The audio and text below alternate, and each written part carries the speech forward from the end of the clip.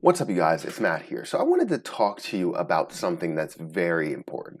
Financial issues. People have so many financial mistakes that, especially during this time where we have a pandemic, people have so many financial mistakes and they don't even realize it. So I wanted to get into 6 financial mistakes that most people make. You're probably making at least one of them. I make at least one of them, if not 2 of them.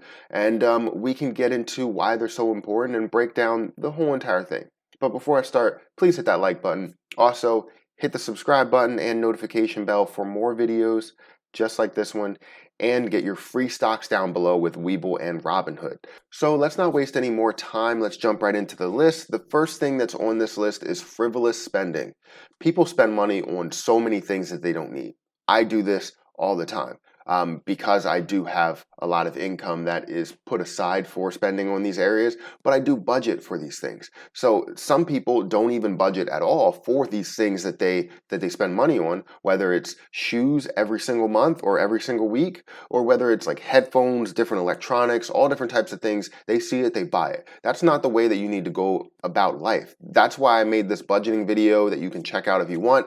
You just budget all the stuff that you want to spend money on in that month, and then you can save a certain amount of money. And that's going to be a benefit for your life because of the fact that you're not just spending money without being aware of how much you have to spend. The second thing is buying a new car. I'm telling you, I'm guilty of this. I will buy a new car because I feel like the technology is out of date, but eventually we're going to get to a point to where technology can't push forward, and I feel like I have enough in the car, enough safety features for the children, for me, for my wife, and then I can just keep that car, which I feel like the car that I have now I can keep. I'm guilty of this, but most people, what they will do is they'll take their money and they'll say, you know what, I can get a loan, and I can afford this car even though they can't afford it. And you need to understand how much you can spend on a car, how much you really want to spend on a car, especially if you have frivolous spending out there, if you have other things that you pay money on. It's just really tough to justify spending money on a brand new car when you could just get a used car and go on about your day. Or you can lease a car, not something that's crazy expensive, but lease a car for like $100 a month. And then you don't have to worry about that. Then when you want to buy a new car, you can buy a new car. But buying a brand new car is really tough to justify, especially if your paychecks really say that you can't afford it.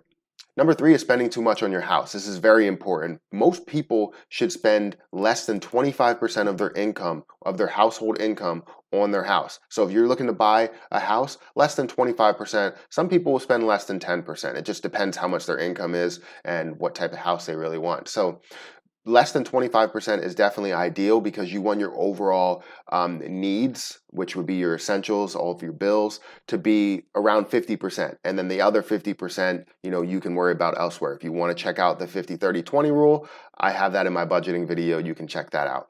But yeah, 25%, less than 25%, that's where you should be. Most people will buy a house thinking that they can afford it because it's under the amount that they make. Just because it's just under the amount that you make, it could be 50% of your total income, and that will be horrible for you. Because then you have to worry about things like, taxes. Hopefully they take it out with your mortgage and, you have an escrow, but you have to worry about a lot of other things, and then you can't pay your bills and it ends up being a horrible mess. So make sure you're under 25% when it comes to paying for your house. Number 4 is living paycheck to paycheck. I've seen so many people that live paycheck to paycheck no matter how much they make. I've seen people that make $200,000 a year still live paycheck to paycheck. When they get that paycheck, they say, all right, I make this much, I can spend this much. Why do people insist on spending 100% of their income every single month? I don't understand it. So they're living paycheck to paycheck. They depend on this paycheck in order to get by. That's not what you want. You want wiggle room. You want to understand, let's say your income, let's say what your income is here, it's 100%. Your house is 25%. Your other essentials are 25%, right? Now you have 50% which you could spend on what you want and savings and all that stuff. You have so much wiggle room here that you can, put that money into bills if you so happen to lose your job. That's what it's all about. So living paycheck to paycheck is horrible. Make sure you take some time in understanding how much you make and how much you should actually spend. Number 5 is paying off debt first, and it kind of goes into the last point, but paying off debt first. You need to make sure you pay off this debt, whatever it is. Student loan debt, if you can get your mortgage paid off, try and get that paid off. Credit card debt, all of the types of debt that you could possibly have, whether it's good or bad debt, needs to be paid off. It has interest. You need to pay it off because you're going to be paying a lot in interest over time, especially with your mortgage. Most people don't know how much they're going to pay in mortgage. They're like, oh, I bought my house for $200,000, but in reality, you're going to pay $350,000 for that house after it's all said and done. So in 30 years, you're going to be paying an extra $150,000 on your house. Basically, paying for your house twice, unless you pay it off in chunks. Like say if you owe $1,000 in your mortgage, if you pay $1,100 in your mortgage, that's going to take off a lot in interest. So things like that, pay off that debt first. And the reason why I said it goes into the last point is because the last point is the fact that people aren't investing. Now, I say it goes into this point because some people will invest before they have all of their debt gone. Now, I have student loans and I know how much I can bring in investing, so I pay off my student loans. I also pay more to my mortgage, but I know that I can bring in 8%, 10% on my money versus paying out 3%. 3.9% in my student loans. So that's where I'm like, okay, well, you know what? I can bring in more money here and I can take that extra interest and I can put it towards my student loans. So that's what I do. I'm putting a lot of money towards student loans, towards mortgage and paying that off. But most people will not understand the two. They won't understand investing and they don't understand debt. You need to understand what you need to pay off first.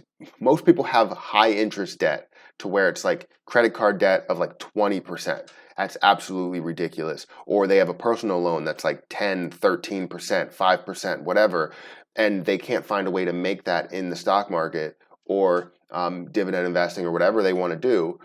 So they end up investing over paying off the debt. And it makes no sense to me because you need to pay off that debt first. So always understand paying off the debt first and then start investing. Now, the last piece is not investing. Let's say you don't have any debt, you have all your money in a savings account, but you're not investing it. There's a lot of people out there that will not invest in the stock market or in mutual funds or in their future because they don't understand it. It takes time to understand it. Just like anything you go through, any job you learn, it takes time to understand it. So start early. All you have to do is go into one of these platforms, understand what you could be investing in, something that's safe, and then jump into it. That's what it's all about. It's about just jumping into it, getting your feet wet. And it's not about like putting it into penny stocks and seeing what you see on Wolf of Wall Street. That's not what it's about. It's about knowing what's safe and then understanding how the market is moving, how much you can make. Can it make 5%? Can it move 5% up? Can it move 5% down? What's going to actually happen in the long run? What's going to happen if I invest $2,000 over this period of time in one specific stock? Is it going to gain me money or is it going to lose me money over 2 years? It's just really tough to jump in blind, but you start to learn things as you go along. I've seen people that invested in their first stock and then all of a sudden they're starting to invest, thousands of dollars in the stock market because they love it. So just get started. If you want to get started, use my links down below, Webull and Robinhood. Just check out those links. You can get free stocks with both of the platforms. But those are my 6 mistakes that a lot of people will make when it comes to their financial situations. Understanding your financial situation, there's a lot to deal with there, but most people will make these mistakes, at least one of these mistakes. I can tell you that I've made 1 or 2 of these mistakes, and I consistently do the buying the new car one. That's what it's all about. I need to find a way to not do that and buy a used car. Once I get into the point to where I'm buying my Audi R8, I would love to buy that car. It's going to be a used car, and then hopefully that will push me into buying more used cars and not new cars. But yeah, that's what it's all about, understanding the mistakes that you make when it comes to your finances and how to fix them.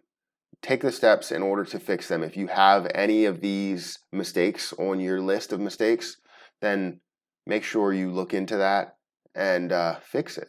But that's my video, guys. Make sure you hit that like button. That helps me out a ton. It really does. Also hit that subscribe button and notification bell for more videos like this one. And get your free stocks down below. If I didn't say it enough, get your free stocks down below with Webull and Robinhood. But that's it, guys. I'm going to get out of here. And until next time, I'll see you guys later.